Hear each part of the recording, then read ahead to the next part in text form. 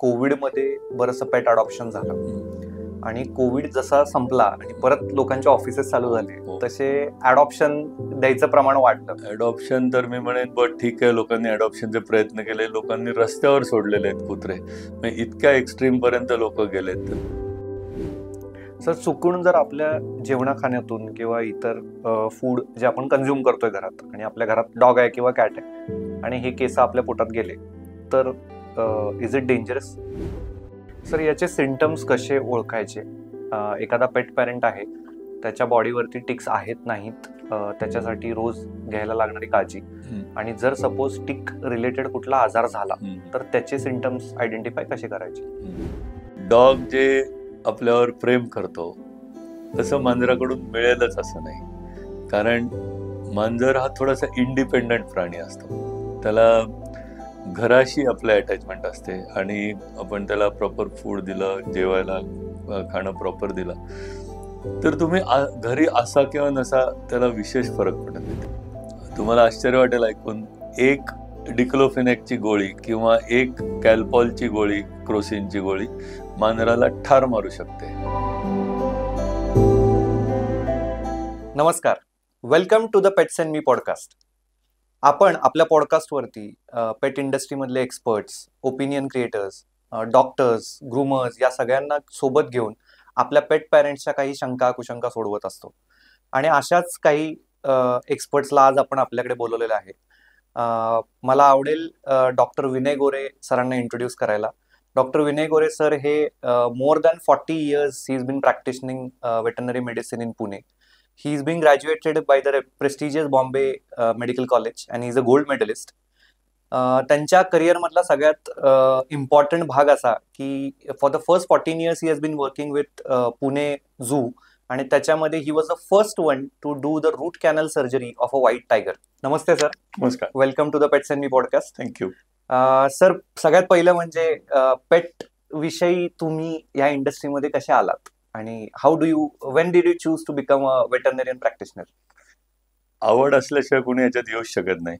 अगदी लहानपणापासून मला प्राण्यांची आवड होती आणि घर छोटं होतं त्यामुळे प्राणी पाळणं शक्य नव्हतं. पण तेव्हा मग आम्ही दुधाची तहान ताकावर त्याप्रमाणे रस्त्यावरचे प्राणी किंवा यांच्यासाठी काही करता येईल का आपल्याला, असा विचार पहिल्यापासून चालू असायचा आणि आवड तर खूपच होती.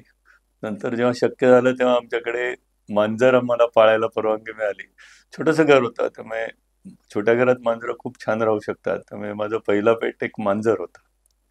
सर, आता आपण बघतोय की पेट्सचं अडॉप्ट करण्याचं प्रमाण म्हणजे शहरामध्येच नाही पण सगळीकडेच ओव्हरऑल वाढलंय. याचं काय कारण असू शकतं?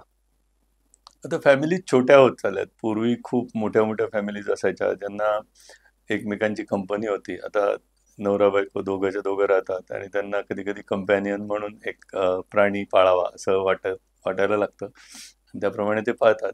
अडॉप्शनचं प्रमाण खूप त्यामुळे वाढलेलं आहे. करोनाच्या काळात सुद्धा खूप लोकांनी पेट्स अडॉप्ट केली आणि त्यांना वर्क फ्रॉम होम असायचं, कुत्र्याकडे बघायला वेळ असायचा, प्राण्याकडे बघायला वेळ असायचा, त्यामुळे हे प्रमाण तेव्हा खूप वाढलं होतं.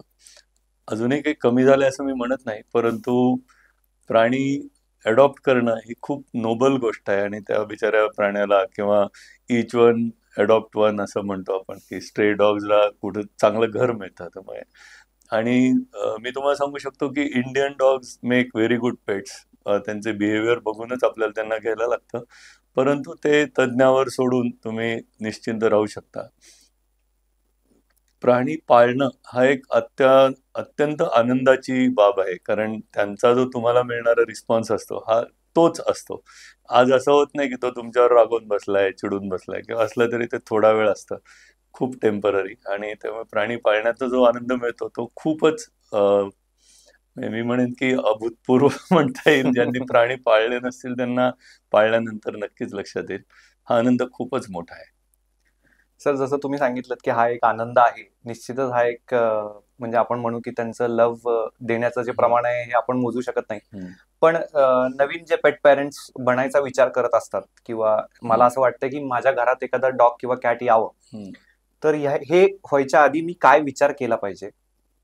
कारण मला असं वाटतं की एक रिस्पॉन्सिबिलिटी आहे आणि त्याच्यामध्ये खूप जास्त कमिटमेंट लागते.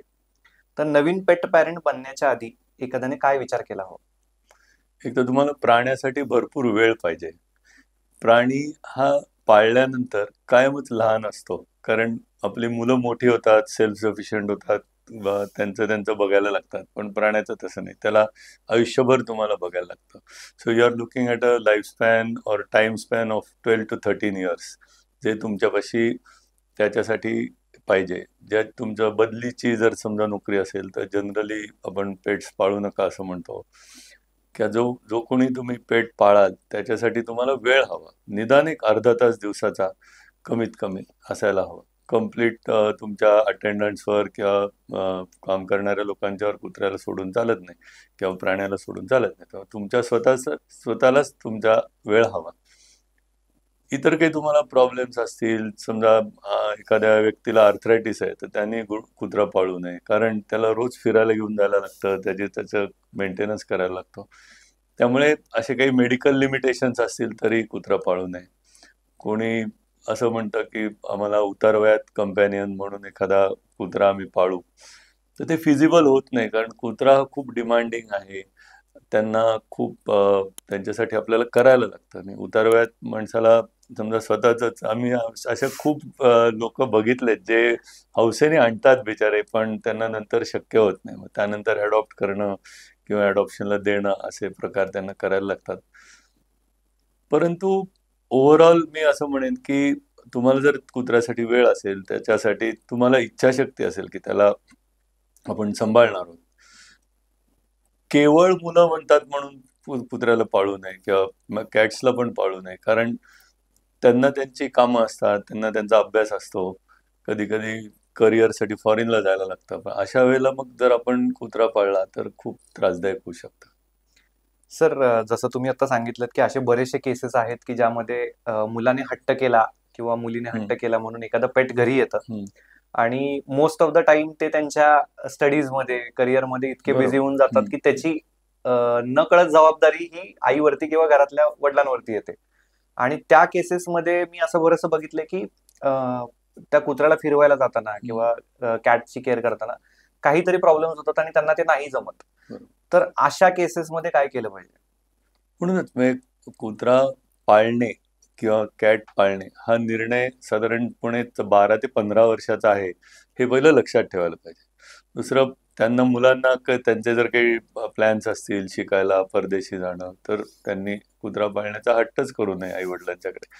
कारण आम्ही नेहमी आणि नक्की बघतो की मुलांसाठी जे कुत्रे पाळले जातात, ज्यांना आई वडिलांना वेळ नसतो, इच्छाशक्ती नसते, दे एंड अप गेटिंग अडॉप्टेड. त्यामुळे it's a very sad part, पण ते करू नये असं मला वाटतं. सर, याच प्रश्नाच्या पुढे तुम्ही जसं मागाशी म्हणालात की कोविडमध्ये बरंचसं पेट अडॉप्शन झालं आणि कोविड जसा संपला आणि परत लोकांचे ऑफिसेस चालू झाले, तसे अडॉप्शन द्यायचं प्रमाण वाढलं. अडॉप्शन तर मी म्हणेन ठीक आहे, लोकांनी अडॉप्शनचे प्रयत्न केले, लोकांनी रस्त्यावर सोडलेले आहेत कुत्रे, म्हणजे इतक्या एक्स्ट्रीम पर्यंत लोक गेलेत. त्यामुळे हा निर्णय खूप महत्वाचा असतो आणि घेण्याच्या आधी 10 वेळा विचार करावा. कारण ते जर शक्य नसेल तर तुम्हाला खरोखर प्रॉब्लेम येऊ शकतो. सर, प्रत्येक पेट पॅरेंटच्या बाबतीत हा विचार येतोच की डॉग पाळावा की कॅट. तुम्हाला काय वाटतं? दोन्ही डॉग किंवा कॅट दोन्हीचे ऍडव्हान्टेजेस आहेत, डिसएडव्हान्टेजेस आहेत. डॉग जे आपल्यावर प्रेम करतो तसं मांजराकडून मिळेलच असं नाही. कारण मांजर हा थोडासा इंडिपेंडंट प्राणी असतो. त्याला घराशी आपलं अटॅचमेंट असते आणि आपण त्याला प्रॉपर फूड दिलं, जेवायला खाणं प्रॉपर दिलं, तर तुम्ही घरी असा किंवा नसा त्याला विशेष फरक पडत नाही. त्याची अटॅचमेंट घराशी असते. तर कुत्र्याचं तसं नसतं. कुत्रा तो हिज मास्टर्स व्हॉइस किंवा हिज अ मास्टर्स डॉग. त्यामुळे आपला मास्टर नसेल तर ते खूप मिस करतात त्याला, आणि त्यामुळे हा एक मेजर फरक आहे. आता डॉग पाळावा का कॅट पाळावा याच्यात सोपं काय असं जर तुम्ही मला विचारलं तर मी म्हणेन मांजर. Cat is very easy to keep, आणि त्याचं सगळं मेंटेनन्स अपकीप खूप सोपं असतं. त्याला फिरायला न्यायला लागत नाही, त्याला आंघोळ घालायला लागत नाही, स्वच्छ करायला लागत नाही. ते खूप सेल्फ सफिशियंट असतात. मात्र त्यांना तुम्हाला जर असं शक्य असेल की कायम घरात ठेवायचं, तर त्यांना ऑपरेशन करून घेणं गरजेचं असतं. कारण जर ऑपरेट केलं नाही तर त्यांना स्ट्रेईंग टेंडन्सी खूप असते. बाहेर घर सोडून बाहेर जाणं, पळून जाणं, मारामाऱ्या करणं, या सगळ्या गोष्टी थांबवण्यासाठी ऑपरेशन करणं खूप गरजेचं असतं. वेळेस कुत्र्याचं तसं असेलच असं मी म्हणणार नाही, कारण डॉग फिमेल बऱ्याच वेळेला कायम घरामध्ये राहू शकते. ती हीटवर आली तर काही पळून जात नाही, किंवा मेल डॉग पळून जाण्याची शक्यता असते त्यांच्या त्या पिरियडमध्ये, जेव्हा फिमेल्स हीटवर असतात तेव्हा. परंतु ते सुद्धा प्रमाण तसं म्हटलं तर अत्यल्प आहे. बोके कुठूनही निघून जाऊ शकतात, त्यामुळे त्यांचं ऑपरेशन करून घेणं खूप गरजेचं आहे. सर, जसं तुम्ही सांगितलं की डॉग आणि कॅट या दोन्हीमध्ये ऍडव्हान्टेजेस आणि डिसएडव्हान्टेजेस आहेत. आपण कॅट बाबतीत जास्त बोलूयात, कारण आजच्या आपण जर बघतोय तर कॅट्स अडॉप्ट करण्याचं प्रमाण वाढलेलं आहे. नक्कीच. कॅट्स असं आहे की बऱ्याच वेळेला ते विकत घ्यायला लागत नाहीत पिल्लं. बऱ्याच अडॉप्शनला इझिली अवेलेबल असतात, मिळू शकतात. जनरली याच्यामध्ये ट्रेडचा भाग फार कमी असतो. तुम्हाला पिल्लं कुणाकडून मिळू शकतात. इनफॅक्ट अगदीच म्हटलं तर रस्त्यावरनं सुद्धा मिळू शकतात, किंवा ज्या स्ट्रे फिमेल्स डिलिव्हर करतात त्याची पण पिल्लं तुम्ही घरी आणू शकतात. हा एक easiest way of adopting a pet असं मी म्हणेन. आणल्यानंतर त्याला एक विशिष्ट प्रकारचं फूड, किंवा ते ज्याला सेटल होईल अशा प्रकारचं फूड जर दिलं तर तुम्ही आयुष्यभर ते फूड दिलं तरी त्यांना चालतं. आपल्यासारखा त्यांना जेवणाचा कंटाळा येत नाही, त्यामुळे एक सुरी फूड सुद्धा ते खाऊ शकतात. बाकी रेडीमेड फूड्स खूप अवेलेबल आहेत. मांजराला जर त्याचं प्रिस्क्राईब फूड दिलं तर त्याला जाडी पण वाढत नाही त्याची, आणि व्यवस्थित राहू शकतात. त्यांना विशेष आजार पण होत नाहीत. सर, पर्शियन कॅट्स जास्त अडॉप्ट केल्या जातात किंवा त्यांच्याविषयी क्रेज मार्केटमध्ये थोडी जास्त आहे. हे कशामुळे? दिसायला गुबगुबीत असतं, छान असतं, निळ्या रंगाचे डोळे असतात, कधी कधी निळे हिरवे डोळे, आणि खूप अट्रॅक्टिव्ह दिसतात ती. पण पर्शियनला मेंटेनन्स अपकीप खूप जास्त आहे. त्यांच्या फरचा खूप मेंटेनन्स लागतो. ते मेंटेन नाही केलं तर त्याच्यासारखं वाईट ग्रूमिंगला पेशंट नाही आम्हाला. आम्ही ग्रूमिंग करतो. अनकेम्प्ड फिमेल पर्शियन आली किंवा मेल पर्शियन कॅट्स आले तर त्यांना अक्षरशः कधी कधी अॅनेस्थेशिया देऊन आम्हाला ग्रूमिंग करायला लागतं, कारण त्यांचे केस मॅट होतात एकमेकांच्या मध्ये. अच्छा. सिल्की केस असतात, ते एकमेकांच्यात मॅटिंग होतं त्यांचं, तेव्हा ते काढणं खूप अवघड जातं. पण all sed and done Persian हे खूप अट्रॅक्टिव्ह असतं. त्याची जर नीट काळजी घेतली तर एक खूप छान पेट म्हणून ते आपल्याकडे राहू शकतात. सर, डॉग्स मध्ये आपण जसं अडॉप्शनचा विचार करू, लेट सपोज एखादा नवीन पेट पेरेंट आहे आणि त्याला माहित नाहीये, पहिल्यांदाच कुत्रं पाळतोय, तर ब्रीड कसं चूज करायचं? किंवा जसं तुम्ही म्हणलात की इंडी ब्रीड बाबतीत अजून तेवढं आपल्याला अवेअरनेस नाही, आपण असं म्हणू शकतो. पण इंडी असेल किंवा इतर कुठल्या जातीचा ब्रीड असेल तर ते कसं आपल्यासाठी चूज करायचं? ओके. यात सगळ्यात प्रमुख क्रायटेरिया मी म्हणेन की तुमची राहायची जागा. आता समजा तुम्ही 2 बेडरूम मध्ये राहताय आणि एखादा ग्रेट डेन पाळलात तर त्याच्यासारखी मोठी चूक नाही.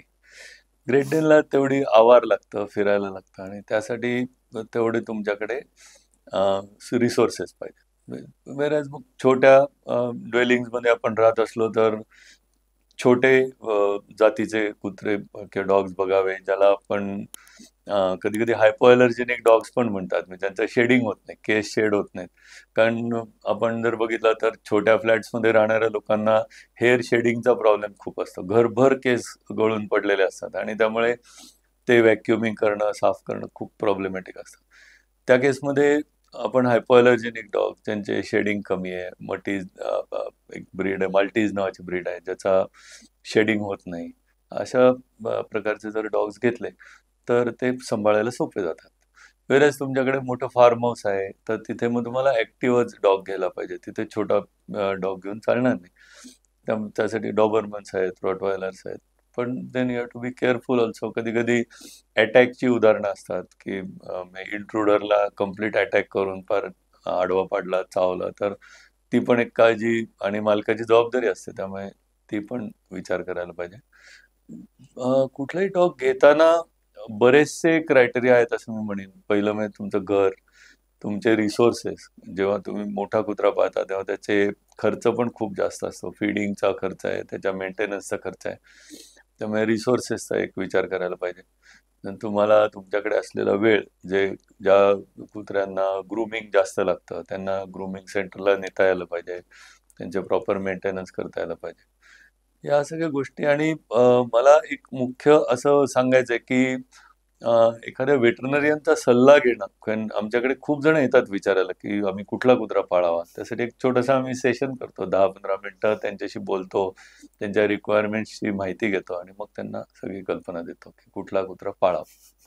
तर हे खूपच छान इनिशिएटिव्ह आहे. मी पहिल्यांदाच ऐकलंय की असं सेशन होतं की ज्यामध्ये मला माझ्या शेजारचे किंवा नातेवाईक किंवा मित्र नाही सांगत आहेत, पण एक तज्ञ माणूस सांगतोय की हो. कोणतं डॉग मी अडॉप्ट केलं पाहिजे. हो. या सेशन मध्ये नक्की काय होतं? आम्ही पहिल्यांदा त्यांचं एक छोटासा इंटरव्ह्यूज घेतो की तुम्ही काय करता, तुमचा जॉब काय आहे, घरी किती वेळ असता, बाहेर किती वेळ असता, काय स्वरूपाचं काम आहे, मुलं किती आहेत, घर केवढं आहे, तुमची कमाई किती. म्हणजे if I am not too inquisitive, परंतु मग तुम्हाला एक डॉगसाठी म्हणजे असं डायरेक्ट न विचारता आम्ही विचारू शकतो की बा तुम्हाला 10,000-1,000 रुपये महिन्याला खर्च करता येतील का कुत्र्यासाठी. यानंतर खरोखरच लोकांना जाणीव होते की आपण जेव्हा कुत्रा घेतोय, एखादा पेट आणतोय, तर इट इज अ रिस्पॉन्सिबिलिटी. ते it's not a casual affair. ते तुम्हाला अगदी जबाबदारीनेच घ्यायला लागतं. It's like showing a mirror to the yes, customer. Yes. It is required. आणि मेनी पीपल से की हो, या गोष्टीचा आम्ही विचारच केला नव्हता. आम्ही याचा विचार करायला पाहिजे याच्या आधी, की आम्ही एवढा खर्च करू शकतो का? आम्ही या छोट्या घरात मोठा कुत्रा पाळू शकतो का? याचा विचार केला जात नाही. केवळ टीव्हीवर एखादी ब्रीड आवडली म्हणून. माझ्याकडे अगदीच उदाहरण म्हणून सांगतो, काही दिवसापूर्वीच एक कपल आले होते, मॅरिड, आणि मूलबाळ नव्हतं. पण त्यांना 1 बेडरूमच्या घरामध्ये केन कॉर्सो पाळायचा होता. तर मी म्हटलं ॲब्सोल्यूट नो, म्हणजे माझ्याच अंगावर शहारे येतायत. तुम्ही जो विचार करताय त्याच्यावर. त्यामुळे हा खूप महत्वाचा पॉइंट आहे आणि एक छोटंसं काउन्सिलिंग होणं गरजेचं आहे. मे बी यातल्या तज्ञ व्यक्ती, मी असं नाही म्हणणार की प्रत्येक डॉक्टरकडे यासाठी वेळ असेल किंवा ते इच्छाशक्ती असेल असं मी नाही म्हणणार. परंतु निदान ज्याचे तज्ञ आहे, ज्याला यातली माहिती आहे, ज्यांनी कुत्रे पाळले त्यापूर्वी, त्यांच्याशी जाऊन एक कन्सल्ट करणं गरजेचं आहे. सर, कुठले काही ब्रीड्स असे आहेत की जे बाय जेनेटिक्स त्यांना काही ब्रिदिंगचे प्रॉब्लेम होऊ शकतात, किंवा आता लार्ज ब्रीड्स मध्ये हिप डिस्प्लेसिया सारखे काही प्रॉब्लेम होऊ बरं. शकतात, हं, हं. तर लोकांनी त्याची काळजी घेणं गरजेचं आहे का? हो. पहिली काळजी ही ब्रीडर पासून सुरू होते. म्हणजे ज्या कुत्र्यांना हिप डिस्प्लेसिया आहे, ज्या मदर्सना, फादर्सना, म्हणजे सायर आणि डेम म्हणतो, तर त्यांना ज्यांना हिप डिस्प्लेसिया आहे असे कुत्रे ब्रीड न करणं ही ब्रीडरची जबाबदारी असते. मग वेरज मी एखादा कुत्रा इम्पोर्ट केला आणि त्याला हिप डिस्प्लेसिया आहे, पण जाऊ दे, मी 4 लाख रुपये घातलेत म्हणून त्याला ब्रीड करतो, असं कोणी कृपया करू नये. कारण they end up having puppies they may end up having puppies with hip dysplasia. तर त्यामुळे हे खूप गरजेचं आहे की म्हणजे परदेशामध्ये ब्रीडिंग लायसन्स असतं, आपल्याकडे अजून ते सुरू नाही झालेलं, पण कदाचित कालांतराने येईल. परंतु ज्या कुत्र्यांना काही जेनेटिक इश्यूज आहेत ते ब्रीड करू नये, हे पहिलं ब्रीडर पासूनच सुरू व्हायला पाहिजे. दुसरं, पिल्लू घेताना बरेच लोक आधी पिल्लू घेतात आणि मग वेटरनरियनकडे येतात. मी नॉर्मली म्हणतो की हे उलटं व्हायला पाहिजे. आधी वेटरनरियन कडून एक्झामिन करून गेलं पाहिजे आणि मगच पिल्लू तुम्ही घरात आणायला पाहिजे. कारण ब्रीडर्स लोक पिल्लं विकल्यानंतर मग परत घेणार नाहीत, किंवा कधी कधी असे प्रॉब्लेम येऊ शकतात की जेनेटिक इश्यूज आहेत आणि लोकांनी आणलेले आहेत घरामध्ये, किंवा कधी कधी साधं म्हणजे आता आपण पिल्लू जेव्हा घेतो ना, तेव्हा आपल्याला चॉईस असतो. ज्याला समजा काही जेनेटिक अगदी साध्यात साधा डिफेक्ट, ज्याला आपण बाईट म्हणतो, बाईट ऑफ डॉग, तर कधी कधी पॅरेट जॉ असतो, म्हणजे वरचा जॉ पुढे असतो, खालचा जॉ खूप आत असतो. अशा कुत्र्यांना नंतर खूप प्रॉब्लेम येऊ शकतात. त्यामुळे घेतानाच एक्झामिन करून घेणं खूप गरजेचं आहे. सर, वाटतं. इंडी डॉग्स जसं तुम्ही म्हटलात की इंडियन ब्रीड्स, म्हणजे आपण इंडी डॉग्सला जनरलाइज नाही करत आहे, कारण त्याच्यामध्ये पण भरपूर ब्रीड्स आहेत हो, हो. की जे वेगवेगळ्या राज्यामध्ये तिथले स्थायिक ब्रीड्स आहेत. आपल्याकडे हे सेट झालेले कुत्रे आहेत, म्हणजे आपल्या हवामानाला, आणि कायम इथेच राहिलेले आहेत, हवामानाला सेट आहेत. त्यामुळे आम्ही बघतो की कमीत कमी आजारपणा त्यांना. आता फिजिकल गोष्टी वेगळ्या, म्हणजे बाहेर जाऊन मारामारी करणं किंवा आपण जर यांना वॅक्सिनेट केलं तर विशेष आजार होत नाहीत. नॉर्मली त्यांना असं आम्ही बघितलं की काही स्किन डिसीजेस सोडले तर कुठलंच प्रिडिलेक्शन नसतं. हे generally they are healthy. Sir Indies मध्ये एक टेंडन्सी असते की त्यांना, जसं आपण लॅब आहे, गोल्डन रिट्रीव्हर्स आहेत किंवा इतर ब्रीड्स आहेत जे ज्यांना जवळ गेलेलं, त्यांना पेट केलेलं आवडतं, पण इंडीज एक असं नेचर आहे की ज्याच्यामध्ये ते खूप घाबरून असतात किंवा त्यांना जास्त हा, कडलिंग आवडत नाही. नॉर्मली आम्ही इंडीज मध्ये जे बघतो ते फिअर ॲग्रेशन बघतो, म्हणजे घाबरून चावणं. म्हणजे हम्म, तर कोणी एकदम इंट्रुडर आला आणि ते घाबरून त्याला चावू शकतात.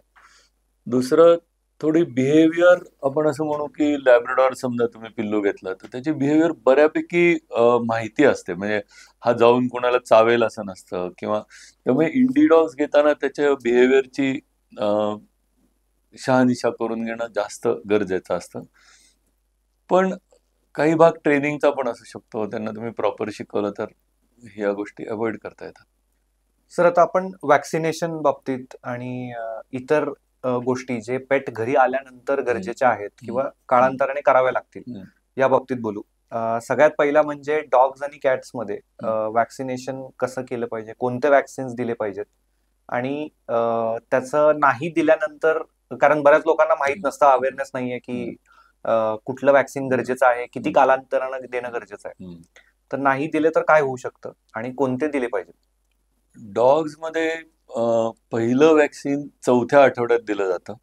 म्हणजे ज्याला पपी डीपी असं म्हणतात. पपीसाठी दिलं जाणारं वॅक्सिन आहे. कॅट्समध्ये जनरली हे आपण 6 आठवड्याला, म्हणजे 1.5 महिन्याला देतो. हे पहिलं वॅक्सिनचं झालं. त्याच्यानंतर दर 21 दिवसांनी एक बूस्टर डोस असतो. त्याचं थोडंसं पहिलं कुठलं दिलंय त्याच्यावर दुसरा बूस्टर डोस अवलंबून असतो. परंतु ह्याचं शेड्यूल तुम्हाला डॉक्टरकडे गेल्यानंतर मिळू शकतं. आणि साधारणपणे असं लक्षात ठेवू आपण की पपीला जर समजा फर्स्ट महिन्यात, म्हणजे चौथ्या आठवड्यात पहिलं वॅक्सिन दिलं, तर त्यानंतर दर 21 दिवसांनी तो 5 महिन्याचा होईपर्यंत वॅक्सिनचं शेड्यूल असतं. कॅट्समध्ये तसंच आहे. 6 आठवड्याला जर दिलं तर दर 21 दिवसांनी त्याला वॅक्सिनेशन असतं. तेव्हा एक कॅट फ्लू, दुसरं कॅट फ्लूचा बूस्टर आणि रेबीज, असं 3 वॅक्सिन दिलं तर मांजराचं 1 वर्षासाठीचं सगळं शेड्यूल पूर्ण होतं. डॉग्समध्ये हल्ली नवीन फिलाईन ट्रॅकिओब्रॉन्कायटिस, म्हणजे केनल कफ, या रोगाचं पण वॅक्सिन आलेलं आहे. आणि ते सुद्धा जे लोक कुत्र्यांना केनल्समध्ये ठेवतात त्यासाठी ते देणं गरजेचं आहे. आणि आता आम्ही हल्ली द्यायला लागलेलो आहे. काय, डॉग्समध्ये सुद्धा करोना नावाचा जो व्हायरस आहे, ज्याला इट इज नॉट रेस्पिरेटरी, करोनामध्ये त्यांना लूज मोशन्स आणि ऑरेंज कलरचा डायरिया होतो. या रोगासाठी पण आता वॅक्सिन आलेलं आहे. सर डॉग्समध्ये जे वॅक्सिन, आता तुम्ही जसं म्हणालात की कोरोना वॅक्सिन हम्म, किंवा हे वॅक्सिन्स, हे असं जनरल पेट पॅरेंट्सला माहित नसेल हम्म, किंवा किती देणं गरजेचं आहे, हम्म, का आपण एक प्रिकॉशनरी मेजर म्हणून देणं ठीक आहे, हम्म. पण त्याची नेसेसिटी किती आहे? अं, आता आपण कुत्रा जेव्हा पाळतो तेव्हा त्याची संपूर्ण जबाबदारी आपण घेतो. त्यामुळे आजारी पडला तरी ती जबाबदारी आपल्यावरच असते. आता व्हॅक्सिन दिल्यानंतर रोग होण्याचं प्रमाण अत्यल्प असतं. त्यामुळे ते व्हॅक्सिन देणं खूप गरजेचं आहे. आणि ते नाही दिलं आणि जर रोग झाला तर खूपच त्रास होतो. म्हणजे आता रेबीज हा गोष्ट तर वेगळी. रेबीज पासून आपल्यालाच डायरेक्ट धोका असतो. परंतु नाही दिलं तर ते त्या पिल्लूला पण धोका होऊ शकतो. तर त्यामुळे त्याच्या मेंटेनन्स आणि अपकीपसाठी व्हॅक्सिन देणं खूप गरजेचं आहे. आणि मी असं म्हणेन की म्हणजे जेवणा इतकंच ते पण महत्वाचं आहे सुरुवातीच्या काळामध्ये. आणि मग नंतर अॅन्युअल एकच बूस्टर असतो, फक्त दरवर्षी एकदा बूस्टर दिला की काम होतं.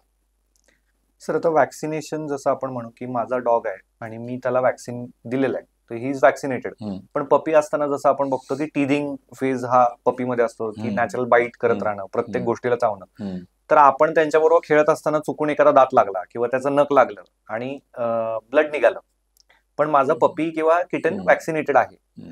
तर या केसमध्ये परत मी वॅक्सिनेशन घेणं गरजेचं आहे का? जनरली नाही. म्हणजे आपण जर कुत्रा पाळला तर आपण काही व्हॅक्सिन घेत नाही घरी. किंवा आपल्याला आपल्या पाळीव कुत्र्याचा दात लागला किंवा नख लागलं तरी व्हॅक्सिनची गरज नसते. यात एक मी असं म्हणू शकेन की बऱ्याच वेळेला लोक कुत्र्यांना टॉयलेटसाठी किंवा ह्याच्यासाठी एकटे सोडून देतात बाहेर. आणि त्यावेळेला जर त्यांची इतर कुत्र्यांशी मारामारी झाली तर आपल्याला कळत नाही. तो कुत्रा बाहेर जातो, टॉयलेट काय करून परत येतो. तर त्यावेळेला जर इतर कुठल्या रेबिड डॉगशी संपर्क आला तर आपल्याला कळत नाही. तर मग आपण जर छातीठोकपणे सांगू शकत असलो की माझा कुत्रा बाहेर जातच नाही आणि मी त्याची 24 तास काळजी घेतो, आणि मग जर तो आपल्याला चावला किंवा दात लागला तर व्हॅक्सिन घ्यायची जरूर नाही. कुत्रं कधी एकटा अनअटेंडेड सोडू नये, आणि व्हॅक्सिनेटेड असेल तर मग काळजीच मिटते, मग आपल्याला कुठलंच व्हॅक्सिन घ्यायची जरूर नाही. सर कॅट्स मध्ये जे वॅक्सिनेशन शेड्यूल तुम्ही सांगितलं, तर अपार्ट फ्रॉम ह्या आजारांव्यतिरिक्त किटन्स मध्ये होणारे असे कॉमन आजार कोणते? जसं डॉग्स मध्ये आपण बघतो की गॅस्ट्रो इज पपीहुड मध्ये जास्त होण्याची शक्यता असते. सध्या आम्ही काही इमर्जिंग डिसीजेस बघतोय कॅट्समध्ये, ज्याला कॅट फ्लू म्हणतो आपण, फिलाईन पॅनल्युकोपेनिया. कधी कधी फिलाईन करोना नावाचा पण रोग आहे, जे ज्याची इम्युनिटी खूप डाऊन होते किटन्सची.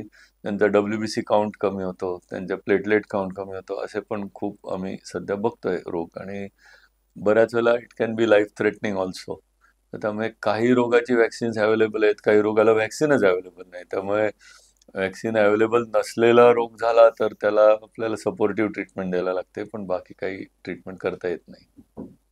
सर वॅक्सिनशी निगडीत अजून एक प्रश्न जो खूप साऱ्या लोकांना पडतो, जसं की मी एखाद्या स्ट्रे डॉगला जेवण द्यायला गेलो किंवा पॅट करायला गेलो आणि चुकून मला त्याचं काहीतरी नख लागलं किंवा दात लागला, किंवा आपण असं वर्स्ट केस पकडून झालो की एखादा स्ट्रे मला येऊन चावला, तर ह्या केसेसमध्ये सगळ्यात पहिलं काय केलं पाहिजे?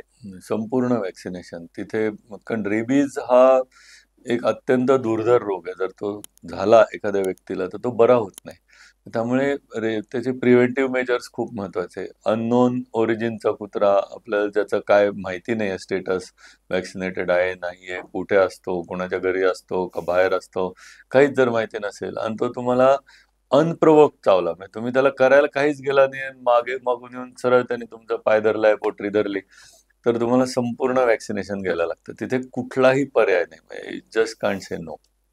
तो संपूर्ण व्हॅक्सिन घ्यायला लागतं.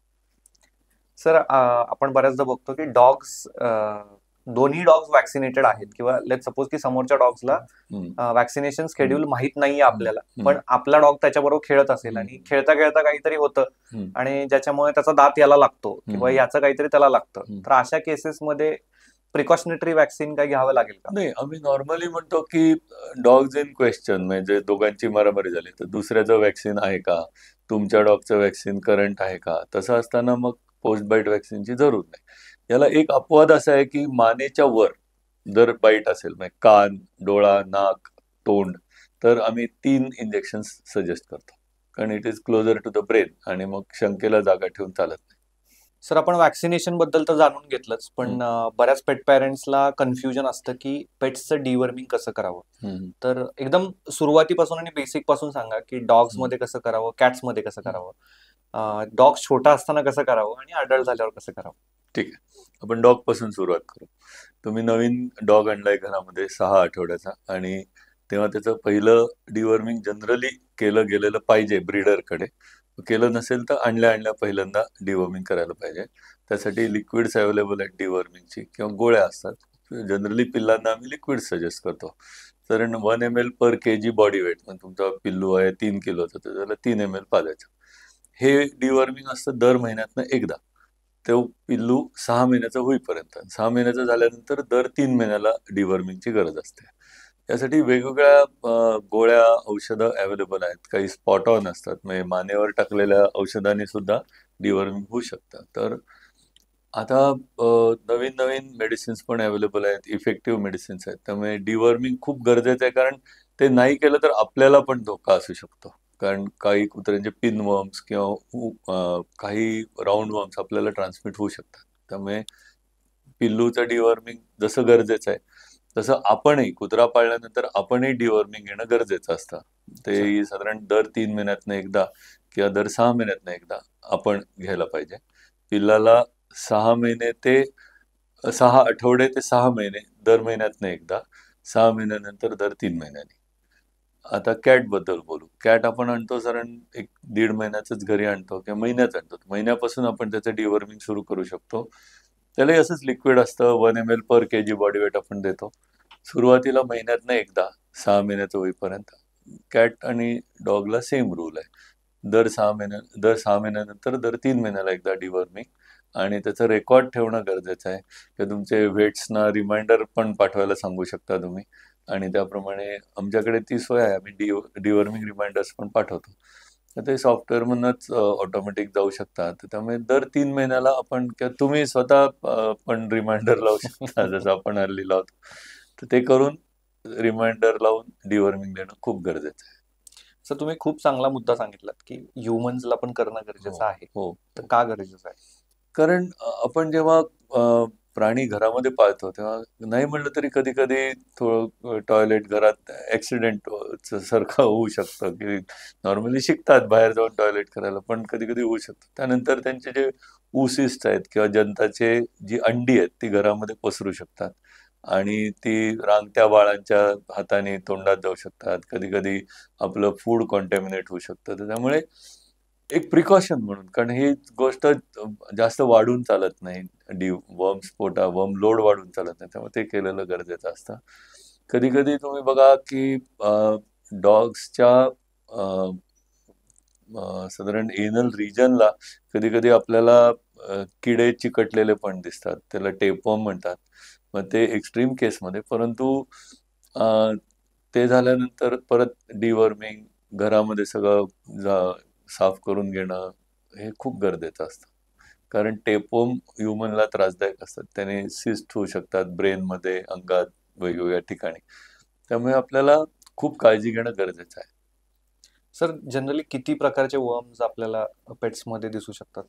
कॉमन 3 ते 4 प्रकारचे आहेत. त्याला निमॅटोड म्हणतात आणि टेपवर्म म्हणतात. म्हणजे निमॅटोड्स म्हणजे राऊंड वर्म, टेपवर्म म्हणजे चपटे वर्म्स असतात, आणि ते इरॅडिकेट करणं अवघड असतं. बॉडीमध्ये त्यांचं हेड बॉडीमध्ये राहतं आणि बॉडी पार्ट्स शेड होत राहतात, त्यामुळे तिथून ते ग्रो होत राहतात.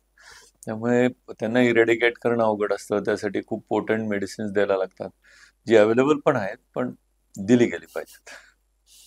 सर, आपण जेव्हा पेट घरी आणतो तेव्हा निश्चितच पहिलं व्हिजिट आपण डॉक्टरांकडे येतो हो. आणि डॉक्टर खूप सारे सप्लिमेंट्स देतात. हम्म. तर या सप्लिमेंट्सची आवश्यकता असते का? आणि याचा काय फायदा काय होतो? किंवा ओव्हर एक दिलं तरी त्याचा तोटा काय होऊ शकतो? येस. सप्लिमेंट्स म्हणजे विटॅमिन्स असतात, मिनरल्स असतात. योग्य वाढीसाठी त्याची गरज असते. तुम्ही जर रेडीमेड डॉग फूड दिलं तर त्याच्यामध्ये त्याचं प्रमाण ऑलरेडी घातलेलं असतं, त्यामुळे वेगळे सप्लिमेंट्सची कदाचित गरज नसते. जर तुम्ही होम फूड देणार असाल तर बऱ्याच वेळेला बाहेरनं दिलेली सप्लिमेंट्सची गरज असते.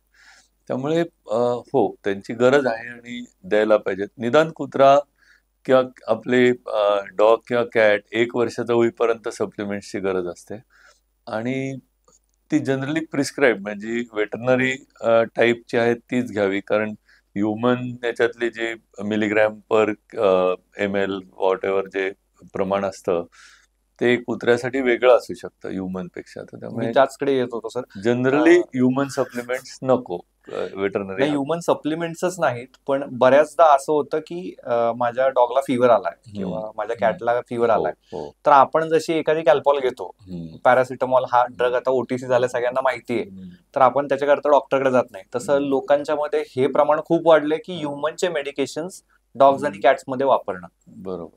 तर हे चुकीचं आहे का बरोबर आहे? मी असं नाही म्हणणार की सगळीच मेडिसिन चालत नाहीत, परंतु तुम्हाला आश्चर्य वाटेल ऐकून, एक डिक्लोफेनेकची गोळी किंवा एक कॅल्पॉलची गोळी, क्रोसिनची गोळी मांजराला ठार मारू शकते. आणि ते जर पिल्लांना दिलं तर आम्ही अक्षरशः घाबरतो. म्हणजे लोक सांगतात ना, काल आमच्या मांजराला ताप आला होता, आम्ही त्याला घरीच औषध दिलंय. मग काय दिलंय? तर मग क्रोसिन. मग तुम्ही आणायची कदाचित जरूर पण नाही. ते she may not, the cat may not make it. कारण मांजराच्या अंगामध्ये क्रोसिन किंवा डिक्लोफेनॅक यांना डिटॉक्सिफाय करण्याची एन्झाईम्सच नसतात. त्यामुळे it can directly kill a cat with liver toxicity. त्यामुळे खूप गरजेचं आहे समजून घेणं की कुठली मेडिसिन चालणार आहेत, कुठली चालणार नाही आहेत. नॉर्मली आपण आपल्याला काही जर झालं तर एखादी जी पेन किलर घेतो ती कुत्र्यासाठी चालेलच असं नाही. त्यामुळे कुठलीही गोष्ट निदान आता गुगलला विचारून करा असं मी म्हणेन. वेटरनरियन तुम्हाला दरवेळेला अवेलेबल असेलच असं नाही, परंतु गुगलवर सल्ले अवेलेबल असतात. ट्रस्टेड साईट्सवर तुम्ही गेलात तर चांगली इन्फॉर्मेशन मिळते. सगळीच मेडिसिन्स नाही चालत. म्हणजे अगदीच नावच घ्यायचं म्हटलं, मी ट्रेड नेम म्हणून सांगू शकतो का? हा, सांगा ना सर. आता आपण पेन किलर म्हणून कॉम्बिफ्लाम घेतो, ब्रुफेन घेतो, क्रोसिन घेतो, वोवेरान घेतो. या सगळ्यांनी कधी कधी जीआय ब्लिडिंग होऊ शकतं, गॅस्ट्रो इंटेस्टिनल ब्लिडिंग अच्छा. होतं कुत्र्याला, आणि सिरियस इमर्जन्सी पण होऊ शकते. तर त्यामुळे आपली पेन किलर कुत्र्याला देणं अवॉइड करावं. अँटीबायोटिक्स बरीचशी चालू शकतात, पण त्याचा डोस वेगळा असतो. Calcium supplement, vitamin supplements, liver supplement ही जनरली चालतात. जी आपण घेतो ती तशीच कुत्र्यांना चालतात, पण त्यांचा डोस जरा मॉडिफाय करायला लागतो. आता राहिला प्रश्न जॉईंट मेडिसिन्स किंवा कॉन्स्टिपेशनसाठी दिली जाणारी मेडिसिन्स ही बरीचशी कॉमन असतात. पण सगळीच न चालल्यामुळे असं आपण जनरलाइज नाही करू शकत की कुत्र्यांची मेडिसिन्स म्हणजे आणि माणसांची मेडिसिन्स एकच आहेत, ते डिफरंट असतात. कॅटचं तर अजून नाही. Cat is a very special animal, त्यामुळे त्याला तर कुठलेच आपली सरसकट औषधं चालत नाही. You have to be very careful. Crocin तर म्हणजे Crocin can kill a cat, so no Crocin for cat.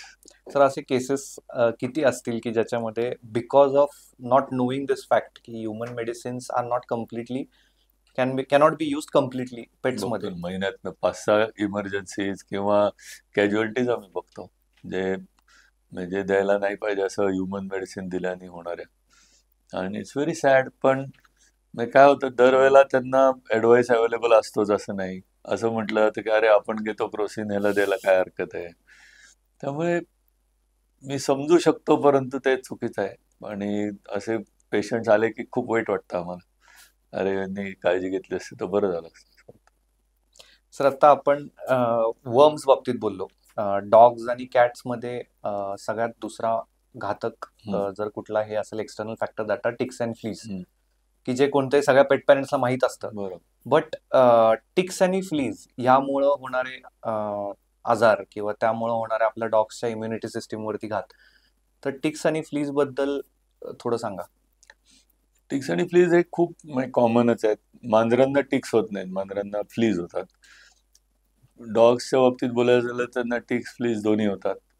Ticks पासून माणसाला होणारे काही आजार, ज्याला आपण लाईम डिसीज वगैरे म्हणतो, जे भारतात नाही आहेत, परंतु इट्स अ झुनॉटिक डिसीज आणि टिक पासून माणसाला होऊ शकतात. अपार्ट फ्रॉम दॅट, ते चावून होणारा त्रास. टिक्स आपल्याला चावू शकतात, कधी मोज्यात जातात, कधी पॅन्टमध्ये जाऊ शकतात आणि चावू शकतात. त्यामुळे तो एक त्रास आहे. फ्ली बाईट अलर्जी ही खूप कॉमन आहे, आणि जे बरेचशा लोक जे कॅट्स पाळतात, ज्यांना बेडवर घेतात, त्यांना flea bite allergy, flea bite dermatitis खूप होतं. ते फ्लीज इंटरेस्टिंगली 3 ठिकाणी चावतात तुम्हाला. त्याला आम्ही ब्रेकफास्ट, लंच, डिनर असं म्हणतो. एक फ्ली एका ठिकाणी नाही चावत, 3 ठिकाणी चावते. Very interesting. टिक कदाचित जागेवरच चिकटून बसते आणि तिथेच चावत राहते. पण फ्लीज एक तर पळतात, म्हणजे चावतात, उडून जातात. टिक्स जागेवर राहतात. त्यामुळे टिक बाईट समजणं सोपं आहे. फ्ली बाईट कधी कधी लोकांना कळत पण नाही की आम्हाला काय झालंय. इट्स व्हेरी इंटेन्स आणि खूप त्याचा त्रास होतो, दुखतं. सो अपार्ट फ्रॉम दिस, रोग म्हटला तर त्याच्यापासून फारसे भारतात होत नाहीत, परंतु त्याचा जो त्रास आहे फिजिकल, तो मात्र नक्की आहे. सर, डॉग्स आणि कॅट्समध्ये टिक फिवरचं प्रमाण खूप जास्त होत आहे. तर हो, हे कसं अवॉइड करता येईल?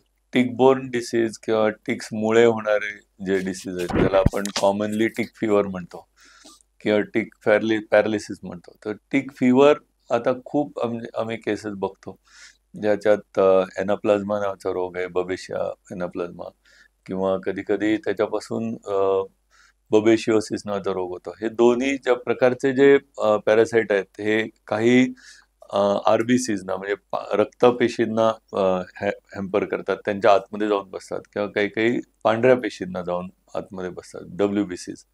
त्यामुळे डब्ल्यूबीसीचं प्रमाण कमी होऊ शकतं, आरबीसीज प्रमाण कमी होऊ शकतं, ॲनिमिया होऊ शकतो, प्लेटलेट्स डाऊन होऊ शकतात, आणि एकंदरीत सिरियस इमर्जन्सी होऊ शकते. काही रेअर केसेसमध्ये थोडंसं सेरेब्रल इन्व्हॉल्वमेंट पण, म्हणजे मेंदूची पण इन्व्हॉल्वमेंट होऊ शकते आणि त्यामुळे ते खूप जोरात त्यांना जोराचा ताप येतो आणि एकंदरीतच परिस्थिती गंभीर होत जाते. सर, याचे सिम्पटम्स कसे ओळखायचे? एखादा पेट पॅरेंट आहे, त्याच्या बॉडीवरती टिक्स आहेत नाहीत, त्याच्यासाठी रोज घ्यायला लागणारी काळजी, हम्म, आणि जर सपोज टिक रिलेटेड कुठला आजार झाला हम्म, तर त्याचे सिम्पटम्स आयडेंटिफाय कसे करायचे? हम्म. आपण डॉगला आपलं अफेक्शन दाखवणं, आपली जी जवळीक साधणं यासाठी खूप महत्वाचं असतं म्हणजे ग्रूमिंग. जे ओनर्स त्यांच्या त्यांच्या डॉगला ग्रूम करतात त्यांचा खूप चांगला रॅपो असतो.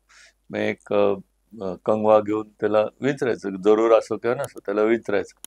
अशा वेळेला त्याचे टिक्स पण तुम्हाला बघता येतात, फ्लीज आहेत का बघता येतात, अंगावर कुठे जखम झाली का बघता येतात. हे खूप गरजेचं आहे आणि जर टिक्स दिसल्या तर त्याची ट्रीटमेंट करणं पण तेवढंच गरजेचं असतं. आणि टिक्स सापडणं हे म्हणजे काय डोळ्यालाच दिसतंय ती, त्यामुळे खूप अवघड नाही टिक्स सापडवणं.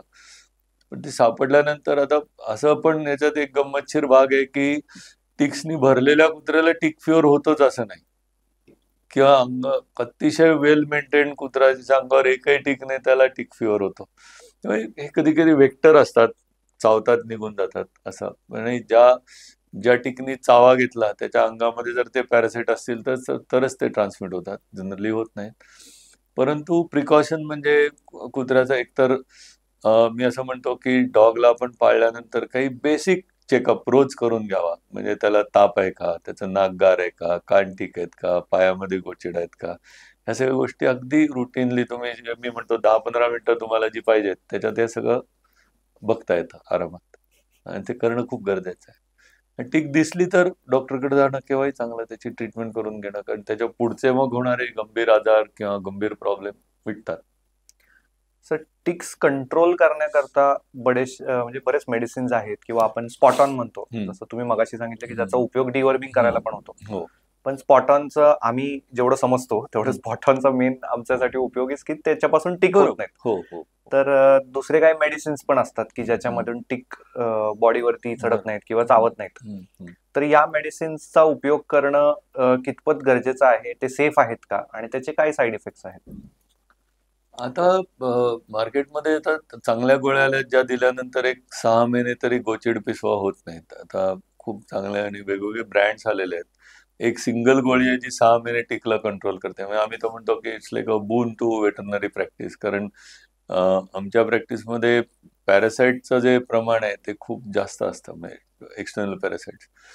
त्यामुळे अशी गोळ्या ज्या अवेलेबल आहेत त्या वापरून टिक्स कंट्रोल करणं, त्याने टिक्स, फ्लीज आणि काही गोळ्यांनी तर इंटरनल पॅरासाइट पण कंट्रोल होतात. तर त्यामुळे अशा चांगल्या आलेल्या ज्या गोळ्या आहेत त्याचा वापर लोकांनी जरूर करावा, त्याचा उपयोग होतो. बाकी तुम्ही जसं म्हटलात की टिक रिपेलंट म्हणजे अंगावर स्प्रे मारणं, त्याने टिक्स रिपेल होतील. आपण फिरायला नेलं, बागेत नेलं तर जे काही गोचिड अंगावर चढून येऊ शकते ती येत नाहीत. त्यासाठी कधी कधी पायामध्ये टाकायचे ड्रॉप्स असतात, अंगावर मारायचे स्प्रे असतात, आयुर्वेदिक स्प्रे असतात, काही प्रकारचे बाथचे शॅम्पूज असतात. या सगळ्याचा वापर करून टिक्स हे करणं सोयीचं असतं. आता दुष्परिणामाचा जर आपण विचार केला तर हे टिक मारण्यासाठी जी औषधं, शॅम्पूज असतात त्या सगळ्यामध्ये इन्सेक्टिसाइड असतात. ते कुत्र्याने जर चाटलं तर टेम्पररी उलट्या किंवा थोडंसं पॉयझनिंगचे सारखे सिम्पटम पण दिसू शकतात. पण त्यासाठी आपल्या पशुवैद्याची मदत घेणं गरजेचं आहे. सर, जे मेडिकेशन्स खायला, आपण जसं म्हणतो की एक टॅबलेट आहे की जी दिल्यानंतर असं बऱ्याच लोकांचा हम्म. समज आहे की ती टॅबलेट दिल्यानंतर त्याचा साईड इफेक्ट किडनीवरती थोड्या दिवसानंतर दिसतो. तर हे कितपत खरं आहे? हे सर्वस्वी खरं नाहीये, परंतु 10 वर्षाच्या कुत्र्या पुढे, 10 वर्षाच्या नंतर आम्ही ही गोळी देत नाही कुत्र्यांना. कारण नाहीतर मग अगदीच द्यायचीच वेळ आली तर त्याची किडनीचं स्टेटस बघूनच देतो. कारण त्याचा बॉडीवर परिणाम होऊ शकतो, परंतु थोडंसं ॲडव्हान्स एजमध्ये. जेव्हा आपण म्हणू की सगळेच सिस्टीम वीक व्हायला लागतात, तुमची इम्युनिटी डाऊन होते, त्यावेळेला ही गोळी देताना विचार करायला लागतो. पण यंग डॉग्सला ही गोळी देताना विशेष विचार करायला, मी स्वतः तरी याचे काही ॲडव्हर्स रिॲक्शन्स बघितलेल्या नाहीत. नेटवर गेलात तर काही तुम्हाला दिसतात, परंतु मी स्वतः तरी बघितलेल्या नाहीत. आज गेली 5 ते 6 वर्ष आम्ही ही गोळी वापरतो आणि या टाईपची म्हणू किंवा हे ड्रग वापरतो, पण त्याचा त्रास होत नाही. सर आता सुरू करू एकदम इंटरेस्टिंग टॉपिक, ज्यामुळे बरेच प्राणी आवडणारे लोक पण पेट पाळण्यापासून अवॉइड करतात, तो म्हणजे हेअरफॉल. तर बऱ्याच पेट्समध्ये हे खूप कॉमन आहे, बी इट डॉग और कॅट. आपल्या घरात सर्वत्र ज्यांच्या घरात पेट्स आहेत त्यांना हेअरफॉलचा इश्यू खूप येतो. बरोबर. तर नक्की हे हेअरफॉल कशामुळे होतं? कुत्र्याचे जर केसाच्या रचनेचा अभ्यास केला तर कुत्र्याचा केस 3 स्टेजेसमध्ये असतो कायम. एक तर ग्रोईंग असतो, एक पूर्ण वाढलेला असतो, एक गळणारा असतो. हा जर विचार आपण केला तर आपल्यासारखे त्यांचे केस नाही, एकदाच येतात आणि एकदाच जातात, तसं नाही त्यांना. त्यांना कायम डेव्हलपमेंटल स्टेज असते. त्यामुळे हे जे अव्हॉइड तर नाही करता येणार, पण त्याच्या ज्या फेजेस आहेत त्या काही औषधांनी कंट्रोल करता येतात, किंवा त्याचा जो गळणारे केस आहेत ते आपण मेकॅनिकली रिमूव्ह करू शकतो आणि प्रॉपरली डिस्ट्रॉय करू शकतो. आणि एक्सेसिव्ह हेअरफॉल असेल, समजा आता केस गळायचा सीझन नाही आणि खूप एक्सेसिव्ह हेअरफॉल आहे, तर त्याला काही औषधं देता येतात, अँटी फंगल मेडिसिन देता येतात, अँटी फ्ली मेडिसिन देतात. पण पिसवा केस तोडतात कुत्र्यांचे आणि ते घरामध्ये पडतात. तर पिसवाने जर केस तोडले तर कुत्र्याच्या अंगावर जेव्हा आपण हात फिरवतो उलटा, तेव्हा आपल्याला लक्षात येतं ते आपण एखाद्या छोट्याशा क्लिपरने कापल्यासारखे केस ते होतात, किंवा लॉन मॉवर म्हणतो आपण, लॉन मॉवर इफेक्ट म्हणतो आम्ही त्याला गमतीने. जसं कापलेलं गवत असतं ते जसे छोटे छोटे त्याचे तण असतात आणि ते आपण असं हात फिरवला तर रफ लागतात, तसे कुत्र्याचे केस रफ लागू शकतात. ते हे फ्ली चा typical flea hair fall, flea बाईटनी होणारा हेअरफॉल तर टिपिकल असतो. आता फंगसनी होणाऱ्या हेअरफॉलमध्ये आपल्याला कुत्र्याच्या अंगावरच लिजन्स दिसतात आणि त्याप्रमाणे त्याला ट्रीट करायला लागतं. हे खूप क्रिटिकल आहे आणि वेटरनरीच्या मदतीने तुम्ही करू शकता. पण काही त्याची जी औषधं आहेत, ज्याला आपण ओमेगा 3, ओमेगा 6, ओमेगा 9 असे म्हणू, ही औषधं दिल्यानंतर केस गळण्याचं प्रमाण मात्र कमी होऊ शकतं आणि it can be controlled, cannot be stopped. मांजरामध्ये सुद्धा बऱ्याच वेळेला केस असं असतं की मांजरांचे केस खूप असे सिल्की आणि एकमेकात मॅट होणारे असतात. त्यामुळे मॅटिंग होऊ नये म्हणून ग्रूमिंग करणं खूप महत्वाचं आहे. आणि ते केलं, ते केस जर प्रॉपरली काढून घेतले तर आपल्याला होणारा प्रॉब्लेम किंवा सोफ्यावर लागणारे केस, कार्पेटमध्ये लागणारे केस हे कमी होतात.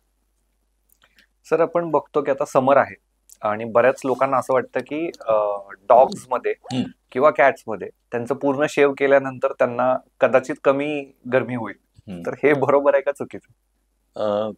पूर्ण जेव्हा उन्हाचा तडाखा असतो तेव्हा झिरो कट करणं सगळ्यात चुकीचं आहे, कारण कुत्र्याचं स्किन डायरेक्टली सनला एक्सपोज होतं, त्यांना ते जो केसाचं जे प्रोटेक्शन आहे ते निघूनच जातं. त्यामुळे पूर्ण जेव्हा गरमी असते किंवा तेव्हा त्यांना केस कापून उन्हात नेणं वगैरे हे तर सर्वस्वी चुकीचं आहे.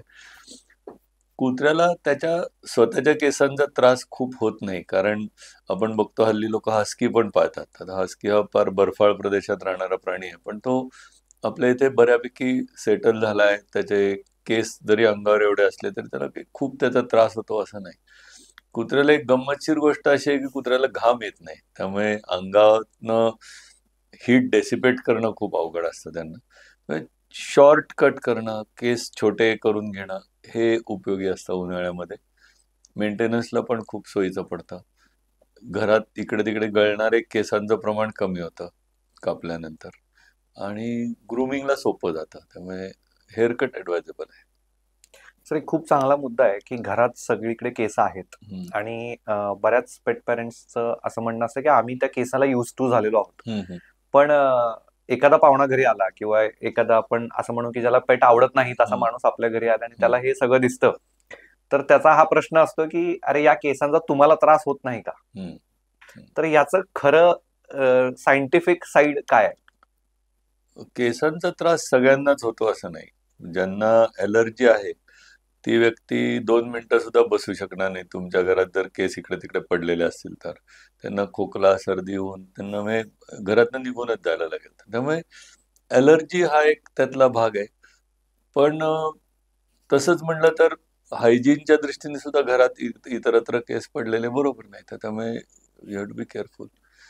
पण ज्यांना ॲलर्जी आहे त्यांनाच त्रास होतो, सगळ्यांना त्रास होत नाही. सर चुकून जर आपल्या जेवणाखाण्यातून किंवा इतर फूड जे आपण कन्झ्युम करतोय घरात आणि आपल्या घरात डॉग आहे किंवा कॅट आहे आणि हे केस आपल्या पोटात गेले, तर इज इट डेंजरस? नाही, आय वोंट से डेंजरस नाही. It's like any other harmless foreign body ingested. देवाने आपल्याला एक चांगली सोय दिली आहे की जिभेवरनं आपल्या केस आत जाऊ शकत नाही खाता खाता, पण चुकून गेला तरी त्याचा त्रास होत नाही. सर, अपार्ट फ्रॉम हेअर अशा कुठल्या गोष्टी आहेत की ज्या पेट्समुळे, लेट सपोज सलाइवा असेल किंवा त्यांचं युरिन किंवा इतर कुठले डिस्चार्ज असतील, त्याच्यामुळे आपल्याशी आलेल्या कॉन्टॅक्टमुळे आपल्याला त्रास होऊ शकतो? युरिन पासून कॉमनेस्ट होणारा रोग म्हणजे लेप्टोस्पायरोसिस, जे डॉग युरिनमुळे किंवा रोडंट्सच्या युरिनमुळे जास्त होतं. म्हणजे उंदीर म्हणा किंवा असे जे लोअर रोडंट्स आहेत त्यांच्या युरिनमध्ये लेप्टोस्पायरा खूप असतं आणि तो माणसाला ट्रान्समिट होण्याची शक्यता असते. बाकी ब्लड पासून होणारे रोग कमी, सलायवा पासून रेबीज होऊ शकतो. त्यामुळे इन्फेक्टेड डॉग असेल तरच, अदरवाईज नॉर्मल डॉग पासून होणार नाही. परंतु इन्फेक्टेड डॉगच्या सलायवापासून रेबीज होऊ शकतो. तसंच म्हणलं तर स्टूल्समध्ये ऊसिस्ट असू शकतात, म्हणजे जंताची अंडी किंवा टेपवर्मची अंडी, ज्याच्यापासून फूड इन्फेक्ट होऊन माणसाला जंत होऊ शकतात. सो म्हणजे ही काही मी निगेटिव्ह साईड सांगतो अशातला भाग नाही, पण जेव्हा आपण कुत्रा पाळतो तेव्हा एक बेसिक हायजीन, बेसिक घरामध्ये जबाबदारीने हे करणं, क्लिनिंग करणं वगैरे गरजेचं असतं. सर, आता आपण हेअरफॉल बद्दल जाणून घेतलं, आपण बेसिक पेट पॅरेंटिंग कसं असावं या सगळ्या गोष्टींबद्दल जाणून घेतलं. तर बऱ्याच पेट्सची ही शंका असते की मेल घ्यावा की फिमेल, आणि फिमेल ऑफकोर्स म्हणजे त्यांचं हिट सायकल्स किंवा प्रेग्नन्सीज किंवा त्यांना होणारे पिल्लं होते, या सगळ्या गोष्टींचा विचार करून मोस्ट ऑफ द पॉप्युलेशन ही मेलकडे शिफ्ट होते आणि फिमेल्स पाळण्याची टेंडन्सी कमी होते. तर फिमेल पाळल्यानंतर काय काळजी घ्यावी आणि असा दोन्हीमध्ये काय डिफरन्स आहे का? सगळ्यात पहिला एक आम्ही म्हणतो किंवा ऐकत आलोय ते महत्वाचं वाक्य म्हणजे females make better pets.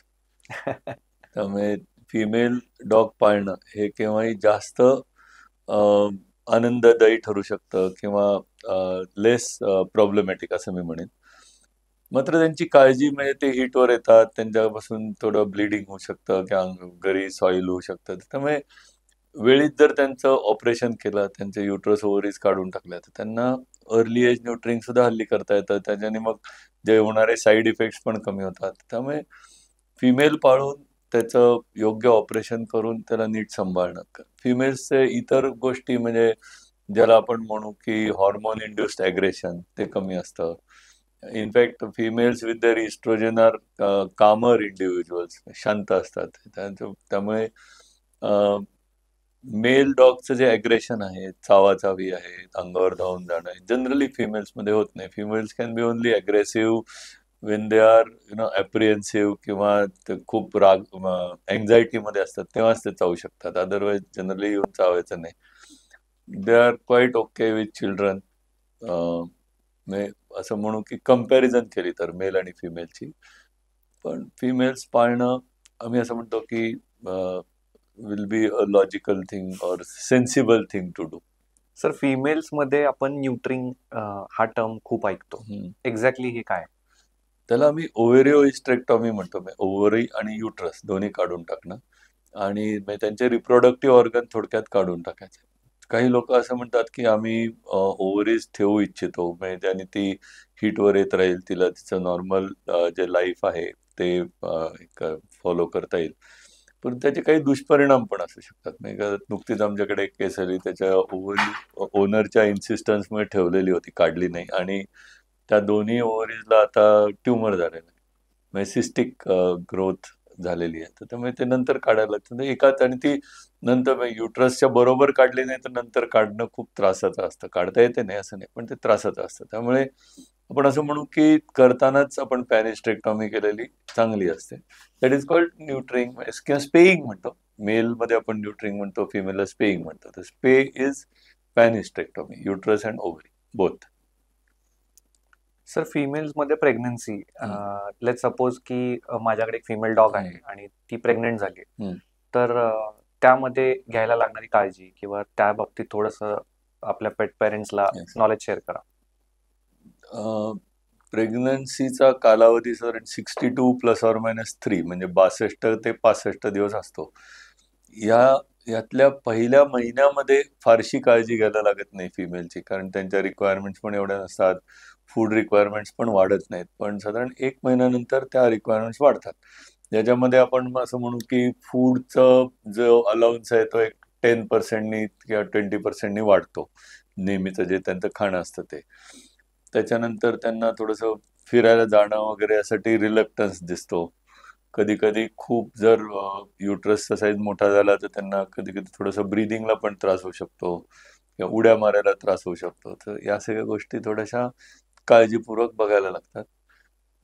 डिलिव्हरीचे science सुरू होतात जेव्हा डिलिव्हरी अप्रोचिंग आहे, साधारण 62 ते 65 दिवसांनी सायन्स सुरू होतात, तेव्हा तिला एखादी रूम देणं, नंतर वेल्पिंगच्या साठी पिल्लं झाल्यानंतर त्यांना त्यांची नीट काळजी घ्यावी यासाठी प्ले पेन बनवणं, अशा काही गोष्टी आहेत ज्या आपण नक्की करू शकतो घरामध्ये, ज्याचा उपयोग होतो पिल्लं झाल्यानंतर. सर, फिमेल्स जेव्हा डिलिव्हरी करतात, लेट्स से पपीज किंवा किटन्स डिलिव्हरी होतात, हेच किटन्सच्या बाबतीत किंवा पपीजच्या बाबतीत न्यूट्रिशन कसं, याची काळजी कशी घेतली पाहिजे? सुरुवातीला पिल्लं एकतर झाल्यानंतर काही वेळातच त्यांना आईचं दूध मिळालं पाहिजे, जेणेकरून कोलेस्ट्रॉम मिळतं त्यांना. डॉग कोलेस्ट्रॉम किंवा कॅटमध्ये जे कोलेस्ट्रॉम आहे ते त्यांना मिळतं. त्यांनी रोगप्रतिकार शक्ती खूप चांगली असते. सुरुवातीचे काही तास त्यांचे इंटेस्टाईन्स ते कोलेस्ट्रॉम ॲब्सॉर्ब करायला योग्य असतात. त्यामुळे सुरुवातीचं फीडिंग खूप गरजेचं आहे. त्याच्यानंतर जवळपास 1 महिना आईच त्यांची काळजी घेते. तोपर्यंत आपल्याला वेगळं काही फीडिंगची गरज नसते. काही कुत्रे किंवा काही पिल्लं जी थोडीशी म्हणू ॲडव्हान्स असतात, ती बशीतनं दूध सुद्धा प्यायला लागतात साधारण महिन्याला. त्यानंतर कधी-कधी असं असतं की खूप मोठा लिटर साईज असतो, 10-12 पिल्लं, तर त्यावेळेला सगळ्यांना दूध मिळत नाही. हळूहळू ते बाहेरचं दूध प्यायला सुरुवात करतात. इट्स अ व्हेरी ग्रॅज्युअल आणि नॅचरल प्रोसेस. फार आपल्याला त्यात काही करायला लागत नाही. मग त्यावेळेला आपण थोडंसं विनिंग फूड, स्टार्टर फूड, गाईचं दूध असं देऊ शकतो. सर, आपण मगाशी जसं बोललात की पपीसाठी विनिंग स्टेज मधून बाहेर यायला स्टार्टर फूड असतं, तसं लॅक्टेटिंग मदरसाठी पण काय फूड आहे का? हो, जे स्टार्टर फूड आहे तेच दोघांना चालतं. म्हणजे पपीला पण चालतं आणि आईला पण चालतं. त्याला मदर अँड बेबी असं म्हणतात. सर, आपल्याकडे बरेच पेट पेरेंट्स असे आहेत की जे स्वतः व्हेज आहेत. सो हा एक खूप कॉमन प्रश्न आहे की मी पण माझ्या पेटला व्हेज करू का, किंवा मी पण माझ्या पेटला मला व्हेजच जेवण द्यायचंय. हे कितपत बरोबर आहे? टेक्निकली बघितलं तर कुत्रा कार्निव्होर आहे, म्हणजे त्यांना मांस लागतं, म्हणजे नॉन व्हेजिटेरियन डॉग.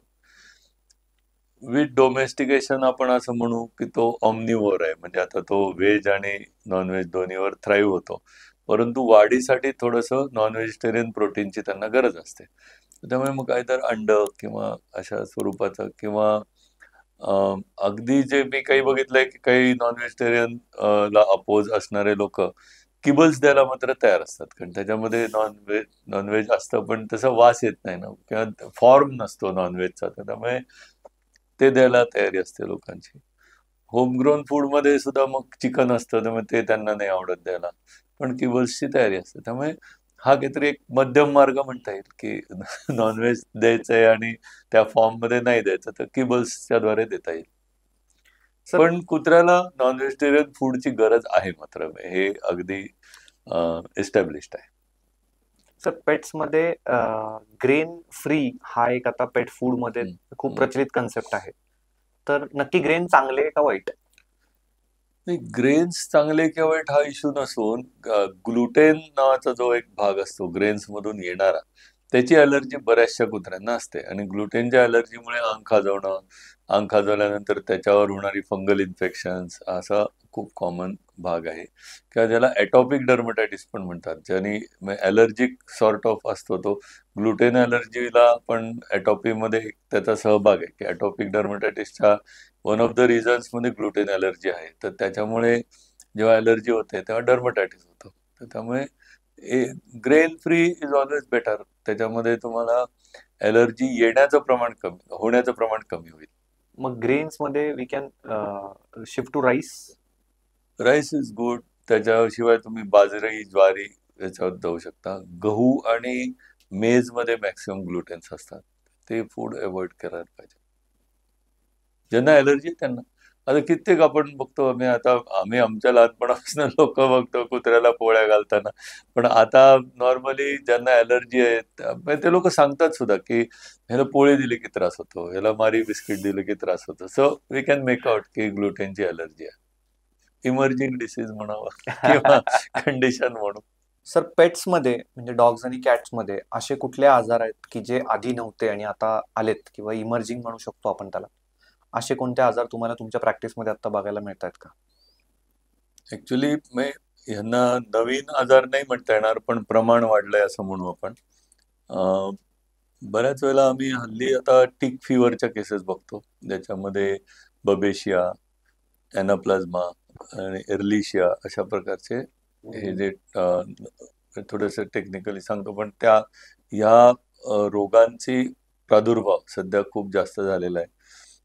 हा कशामुळे झालाय हे थोडंसं सांगणं अवघड आहे, पण वेक्टर्समुळे ट्रान्समिट होणारा रोग आहे. एका कुत्र्यापासून दुसऱ्या कुत्र्याला थ्रू वेक्टर होतो, डायरेक्ट ट्रान्समिशन नाही. परंतु प्रमाण मात्र आम्ही खूप बघतोय जास्त. ह्याच्यात बऱ्याच वेळेला फक्त हाय फिवर एवढंच सिम्पटम असतं, म्हणजे त्यामुळे डायग्नोस होणं अवघड जातं.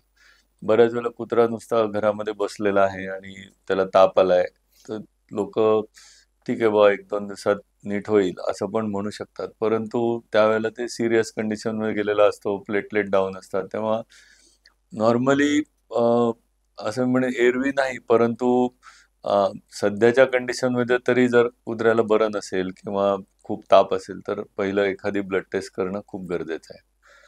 दुसरा इमर्जिंग डिसीज आपण असं म्हणू की आता डायग्नोस्टिक सुधारलेत किंवा डायग्नोस्टिक फॅसिलिटीज आमच्याकडे खूप आहेत, त्यामुळे डायग्नोस होणारे रोग म्हणजे कॅन्सर.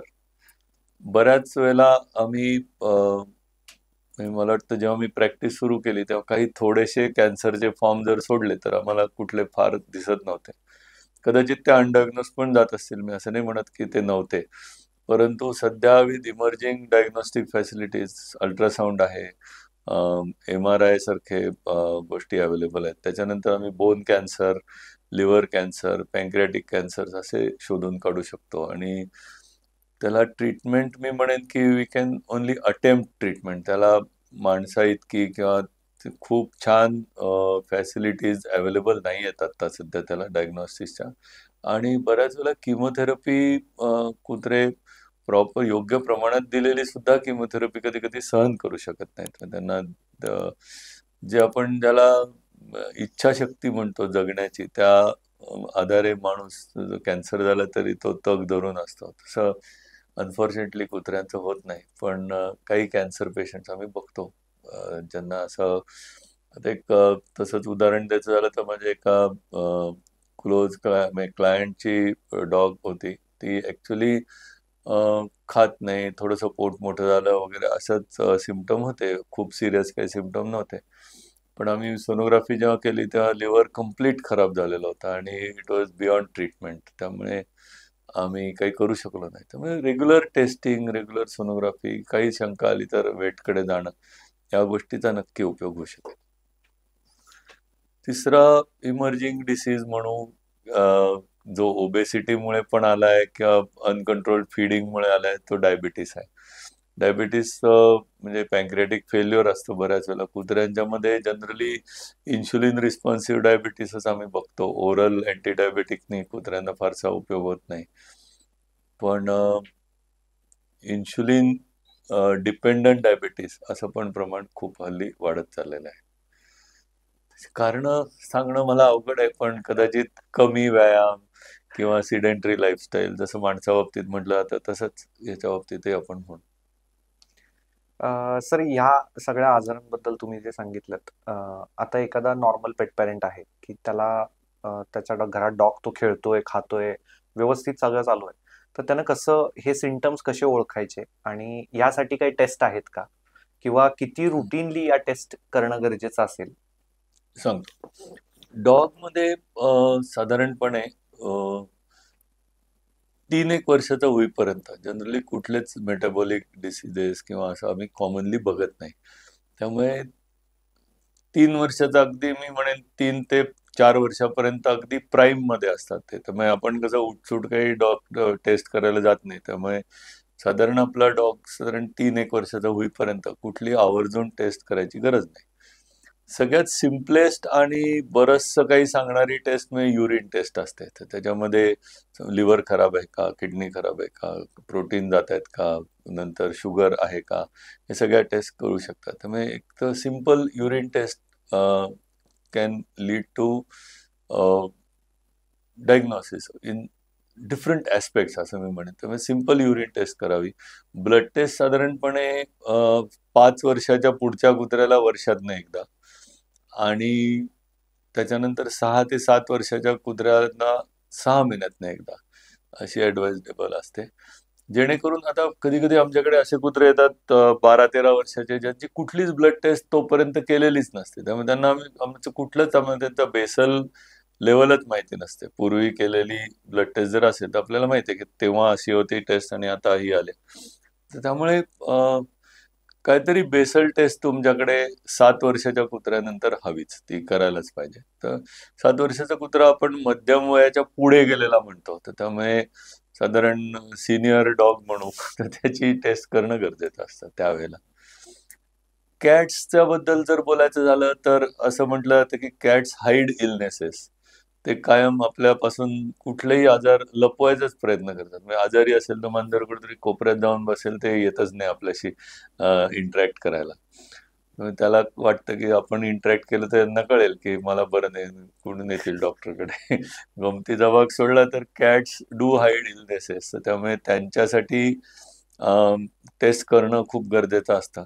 कुठलीही बिहेवियर मधली ॲबनॉर्मॅलिटी, गप्प बसून राहणं, ताप येणं, आवाजातला बदल, या सगळ्या वेळेला ब्लड टेस्ट करणं गरजेचं असतं किंवा डॉक्टरकडे नेणं.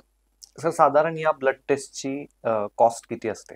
म्हणजे जसं तुम्ही सांगितलं की रुटीन सीबीसी ज्याला आपण म्हणू की ज्याने तुम्हाला त्याच्या सर्क्युलेटरी ब्लड सेल्सच्या बाबतीत माहिती मिळेल, सीबीसी म्हणतात त्याला. तर ती साधारण 300 ते 500 रुपयापर्यंत होते. युरिन टेस्ट साधारण 100 ते 200 रुपयापर्यंत आहे. काही त्याचा विशेष खर्च नाहीये आणि ती सिम्पल टेस्ट बरंच काही सांगून जाते. तर त्यामुळे युरिन टेस्ट इज ॲडवायजेबल बऱ्याच वेळेला. सर बऱ्याचदा आपण बघतो की पेट्स आजारी पडतात किंवा आपण असं म्हणतो की छोटा मोठा काहीतरी हं, गोष्ट असते की त्याने आज नाही जेवला, उद्या नाही जेवला किंवा हं, त्याला इचिंग जास्त होतंय, असे हं, कॉमन प्रॉब्लेम्स आहेत. हं, हं. तर प्रत्येक वेळ त्यांना डॉक्टरांकडे घेऊन येणं किंवा वेटरनरियनकडे घेऊन येणं सोयीस्कर नसतं, मी बरोबर. असं म्हणेन. हं. तर अशा केसेसमध्ये ई कन्सल्ट वरती तुमचं काय मत आहे? आम्ही सुरू केलंय, म्हणजे मी करतो बऱ्याच वेळेला आणि with the kind of experience I can say की साधारण आम्ही 80 ते 90% योग्य अचूक सल्ला देऊ शकतो ऑनलाईन कन्सल्टिंगमध्ये. प्रॉब्लेम यात एकच असतो की काही गोष्टींना खरोखरच वेटकडे नेणं गरजेचं असतं. पण ते सुद्धा ऑनलाईन कन्सल्टमध्ये सांगता येतं की आता हे आम्ही करू शकत नाही, तुम्हाला कोणाकडे तरी न्यायला पाहिजे. किंवा काही बेसिक जर ब्लड टेस्ट करून घेतल्या तर त्या बघून त्याच्याबद्दल सांगता येतं. कधी-कधी काही म्हणजे पुण्या शहराच्या आजूबाजूची गावं म्हणा किंवा छोटी शहरं म्हणा, जिथे डॉगसाठी वेटरनरियन्स अवेलेबल नसतात, डॉग किंवा कॅटसाठी. त्या मात्र तिथे ते ब्लड टेस्ट करून घेऊ शकतात किंवा काही टेस्ट करून घेऊ शकतात. त्यांनी त्या करून जर आम्हाला सांगितल्या तर आम्ही त्याबद्दल पण सल्ला देऊ शकतो. म्हणजे online consulting can be very helpful. जिथे खरोखरच वेटरनरियन अवेलेबल नाहीये, त्यांना निदान प्राथमिक गोष्टी सांगणं आणि जर गरज असेल तर एखाद्या वेटकडे रेफर करणं किंवा घेऊन जाण्यासाठी ॲडवाइस करणं, याचा नक्की उपयोग होतो. ऑनलाईन कन्सल्ट मध्ये डॉग समोर व्हिडिओवरती बघणं हं, हे हं. गरजेचं आहे का? तुम्ही व्हॉट्सअप वरती पण इमेजेस किंवा हां, आयदर इमेज किंवा डॉगला समोर बघणं. समोर बघणं कधी-कधी पॉसिबल होत नाही. रात्री असतं ऑनलाईन कन्सल्टिंग किंवा असं या कारणास्तव. परंतु फोटोज लोकं शेअर करू शकतात, व्हिडिओज शेअर करू शकतात. आता समजा स्किनचे काही टॅग्स आहेत, स्किनवर वाढलेले ट्यूमर्स आहेत किंवा अंगावर वाढलेले ट्यूमर्स आहेत. हे अगदी इझिली ऑनलाईन कन्सल्टिंगमधनं आपण समजू शकतो. सर खूप खूप धन्यवाद, तुम्ही आमच्या पॉडकास्ट वरती आलात आणि the session was really good. खूप Thank you. नॉलेज शेअर झालं थँक्यू. आणि आमचेही काही काही कॉन्सेप्ट क्लिअर झाल्या आणि नक्कीच आपल्या पेट पॅरेंट्सचे बरेचसे प्रश्न आपण या पॉडकास्ट मार्फत सॉल्व्ह करू शकलो. Thank you sir. थँक्यू.